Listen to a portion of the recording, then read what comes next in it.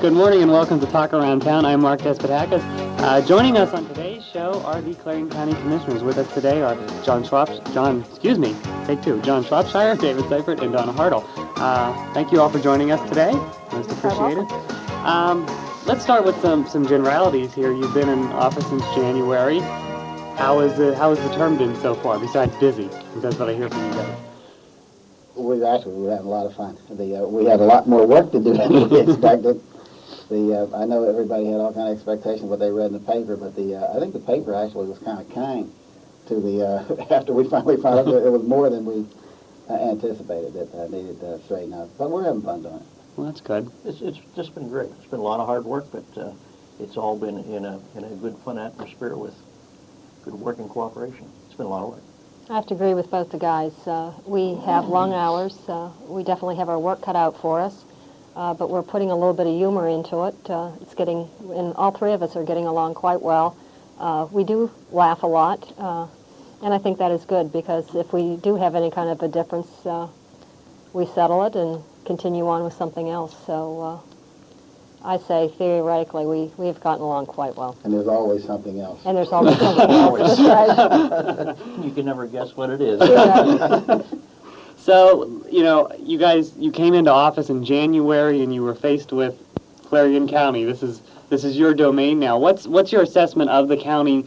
Maybe when you were coming in, what did you look at it and say, whoa, this is what we have to deal with? And now, what is your assessment of the county now since you've been in a few months?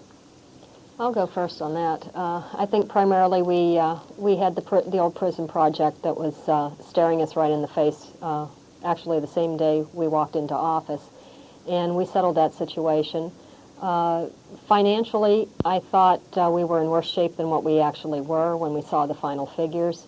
We had the opportunity to reopen the budget, amend the budget, put in a few items that weren't thought of by the prior board. And we do have new challenges each and every day, but that's no problem. We're dealing with them as they're coming, and we're going to get through this quite well. I feel real good. I agree with Donna. The initial look at the budget wasn't very good, and it came out much better than what we expected, and we just got a report that we're only 23% of our budget for this year so far, so we're under the spending limit. Not saying it isn't going to change, but we're real good for starting right out of the chute. We're under budget so far. We've addressed a security issue and continue to address our security issue at the courthouse, which you may have been following.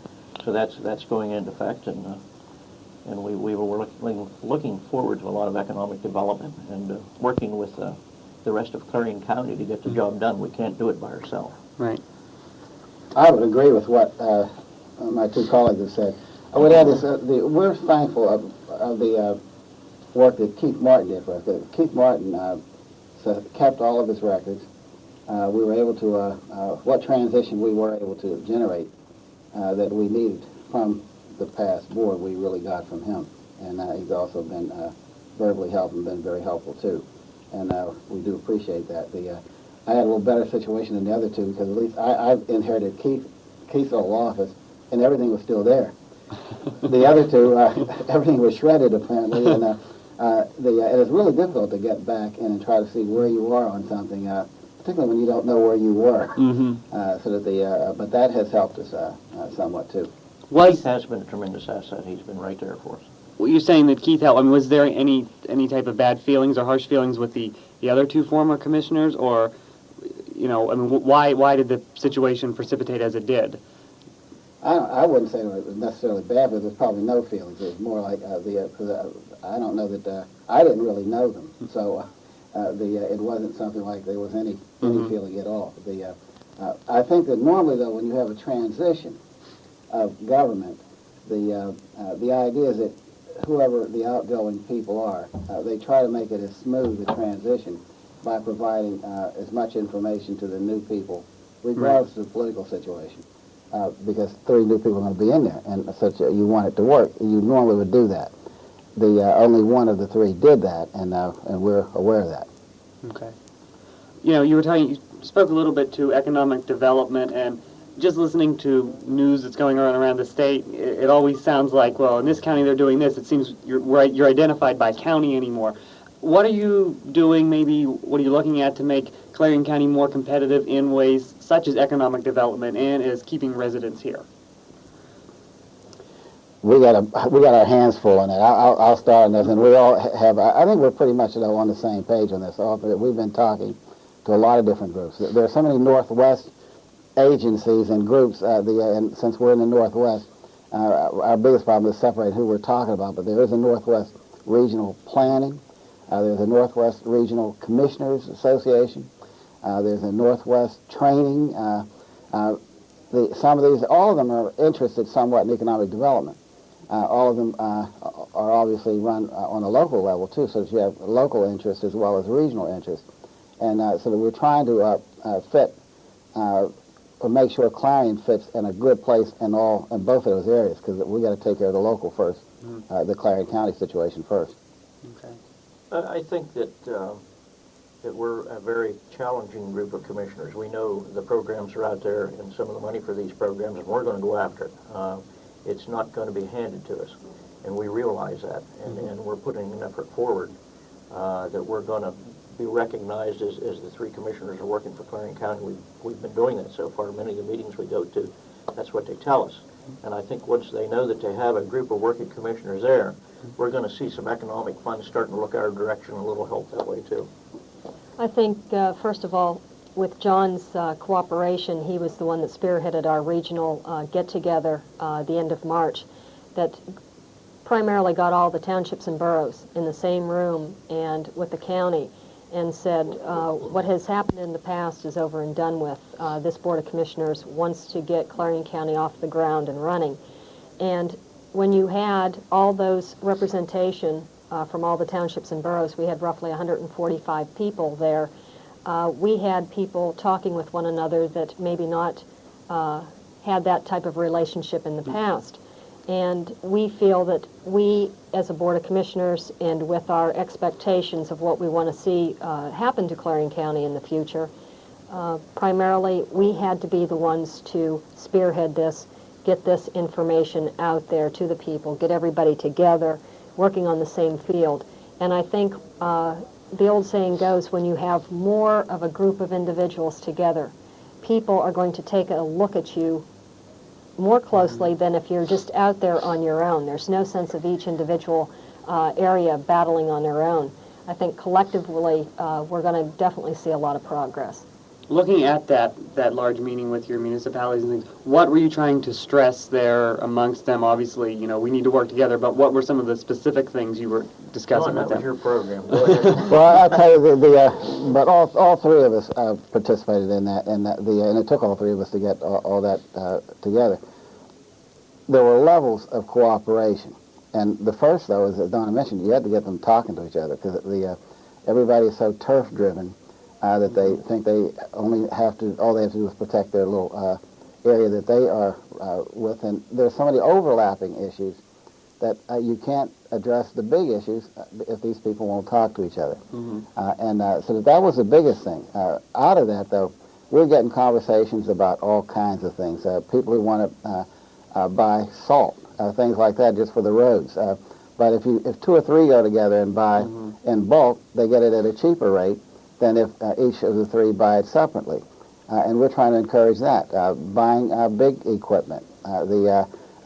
Each township probably cannot afford to buy some of these heavy equipment items, but if two or three of them go together and share it, because most of the time it's sitting there anyway. So it's not a question like where nobody ever gets a chance to use it. If five of these things went together, they would probably still be sitting there most of the days of the year. So they'd all get a chance to do it. That is the idea we're trying to push.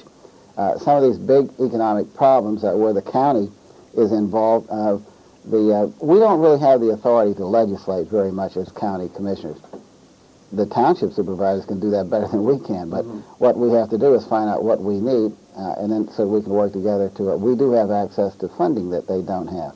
So that we both need each other in order to get the job done, though. Okay. And we had to convey our thought that that's not our thought, it was from Harrisburg. They're basically saying, look, if you're by yourself and put in for a grant or an application, you're not going to get it. If somebody beside you, there's three of them together put in for it, they're going to go where it's going to be most effective. And that's the thought that we had to put across to them, that these guys aren't playing games down in Harrisburg. They're very serious about this.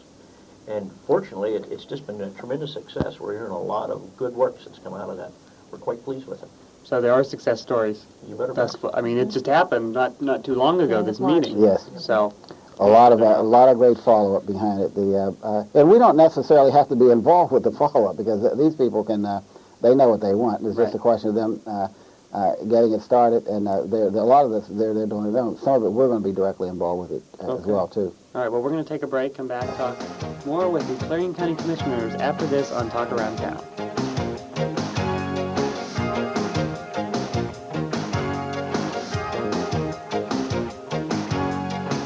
91.7 WCUC, your home for today's best music. Same resolution, get the money. Ain't where we been, it's where we gon' be. Get ready to hum on rain time, cause a person that know the words is hard to find. Today's best music.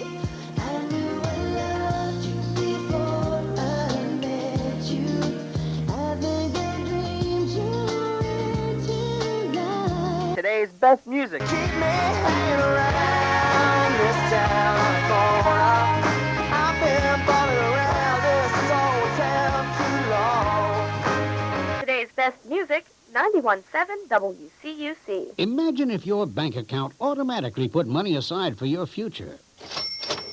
Hey, thanks. With the new Easy Saver plan for U.S. savings bonds, saving money is that easy. You can purchase double E savings bonds or the new inflation-indexed I-bond automatically from your checking or savings account month after month.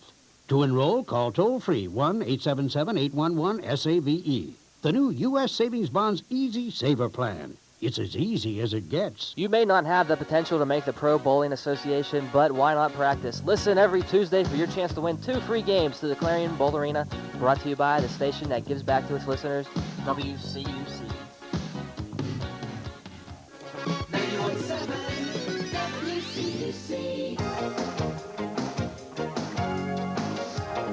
Welcome back to Talk Around Town. Good morning, I'm Mark Despot-Hackett, and today we are talking with the Clarion County Commissioners, John Shropshire, David Seifert, and Donna Hartle. And we started off, we were talking a little bit about how to make maybe Clarion County more competitive and in some economic development areas. We spurred off into maybe getting everybody to work together. I want to go back to economic development for 1 second here. You talked about maybe securing some funds. That would be something to do to help the county better itself economically. Well, let's say you do secure the funds. What actually happens? It's it's like these buzzwords we hear so often, economic development. What actually might happen if you get the money? Well, that would basically the economic development plan, or the one that the funds come in for, is the one that, in my opinion, that would be channeled to for funding of that particular item. The idea is to get that money that's floating out there to get the thing going.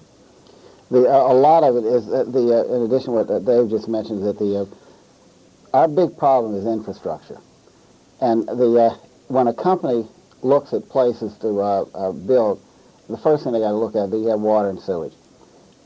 Do you have workers who can skilled workers who can provide services to their plant?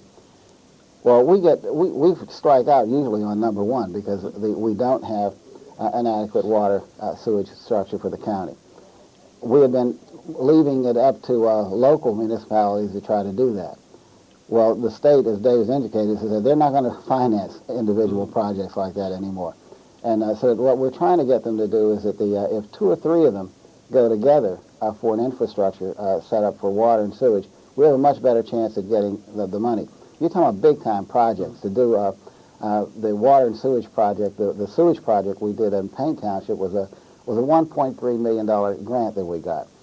These are sums of money that most of the county can't afford to do, let alone townships, so that you have to find ways to make yourself eligible to receive these grants.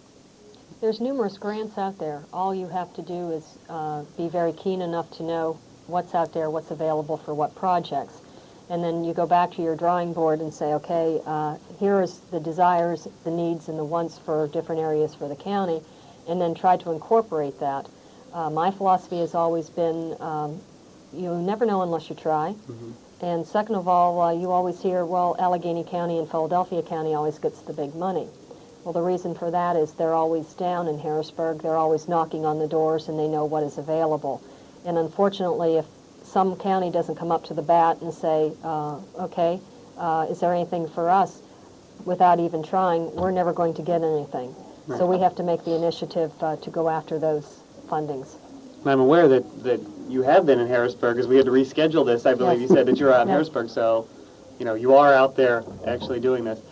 In fact, we'll be in Harrisburg in June for an economic development conference. Well, there you go. A 2-day program will be 12th down and there for that. 13th, I believe. 13th, yeah. So so you're obviously going out there seeking these things out to try to improve Yes. the whole county. It's a conference that's geared directly towards economic development, and it's geared towards county commissioners. So I'm quite sure this is going to be more of an update as to what is available, what has to be done, what the needs are, and what are the tricks of the trade to go after these grants. We understand we're in competition with everybody else, but we have to make that initiative and drive to get there. Right. Would you say that is the biggest goal, the biggest issue that's out there right now? And if not, what do you think the biggest thing that needs to be addressed in the county is? It's hard to extract the economic issue from almost any of the other issues, because there are other issues, plenty of them, but a lot of it's tied to the economic factor, because we know what the problem happens to be, but the solution involves finances. And until we generate the type of programs that produce revenue for the county and for the townships, a lot of the other problems are not going to be addressed.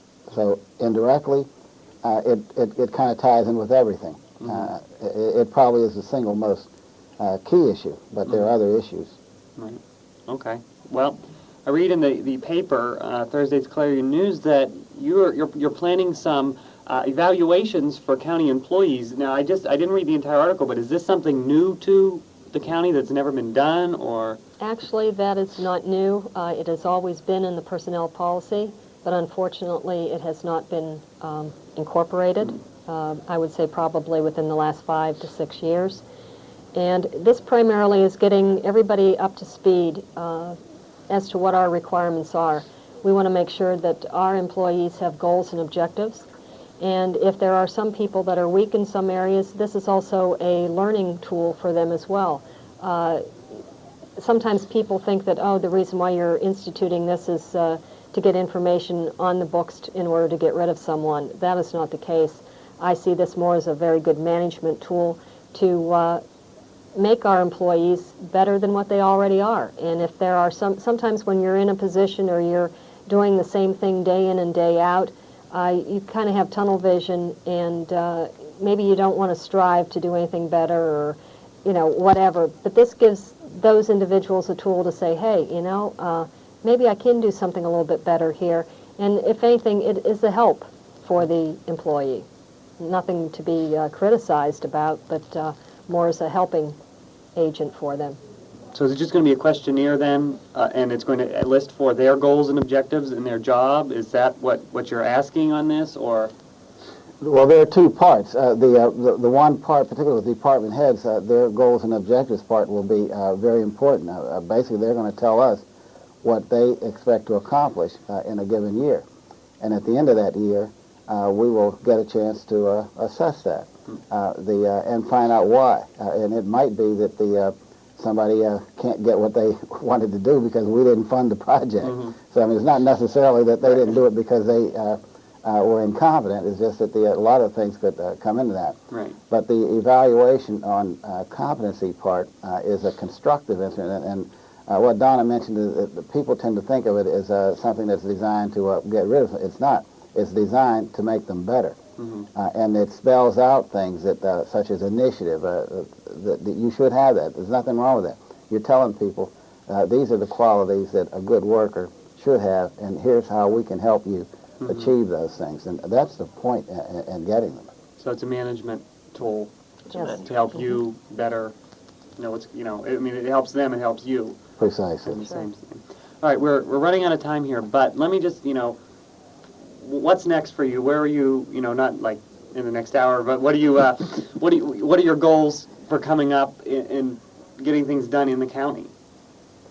I think the main thing, we just met last week with the facilities review team. They have presented the first report of 2. We will be meeting with them next week with their final review. So at that point in time, I would say this is going to be our next item on our plate as to digesting all the information that this group has collected. And then we have to make a serious decision as to exactly what our next step is. Okay.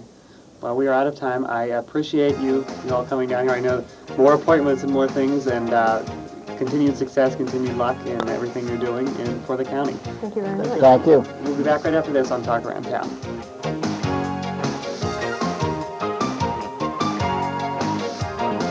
Research shows that people want more interaction with the animals at the Pittsburgh Zoo. So we've invited noted primate specialist Dr. Claude Bramblett. Hello, Dave. To talk about communicating with the gorillas. So, Doctor, what's a typical gorilla communication? Are you okay? That's a gorilla communication, Dave. You try it. Me? No. Come on. Not bad, not bad. Really? No. What was I communicating? Back off, Buster. That's my banana. Wow, back off, It's Buster. a rough translation, of course. See, I don't want to pick a fight with a gorilla. Good point. Say there's a poacher hiding in the bush. Poacher hiding in the bush. And you want to warn the other I gorillas. want to warn the others. I'm with you. You go, rah, rah. Your turn. Okay. Blah! Remember that poacher, Dave. Ha! The gorillas are counting on you, Dave. The Pittsburgh Zoo. Show off your communication skills with one of the largest gorilla families in the country. Woo! I don't know. I have this strange urge to scratch my... Oh, no. That would invite an attack. Oh. You get to the top, get hooked in, and then you look over the edge. I was like, no way am I jumping off this tower. I'm staying right here. I'm like, am I ever going to be good enough to be a Marine? When it was all said and done, watching the color guard raise the American flag, I thought, I am a United States Marine. PFC Keith Polka proved he could be one of us. Can you? Call 1-800-MARINES. 91.7 WCUC, your home for today's best music. Somewhere, when the sun begins to shine, I hear a song from another time and fade away. Today's best music. A little bit of Mary all night long, a little bit of Jessica, here I am, a little bit of you makes me your man. Today's best music. 'Cause she's so high above me. She's so lovely. She's so high. Today's best music. 91.7 WCUC. WCUC. Once again, I'd like to thank the county commissioners for joining us, John Shropshire, David Seifert, and Donna Hartle. For my producer, Mike Scott, I'm Mark Despotakis. This is our last show of the season. Have a great summer, and we will see you back here in the fall. Thanks.